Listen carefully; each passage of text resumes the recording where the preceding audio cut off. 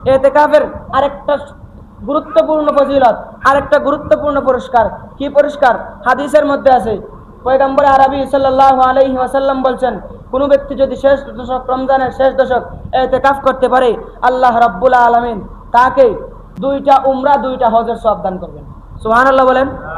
আপনি আমি লক্ষ টাকা খরচ করে হজে গেলাম, হজ কবুল হইবে কি হইবে না তার কোনো নিশ্চয়তা নাই।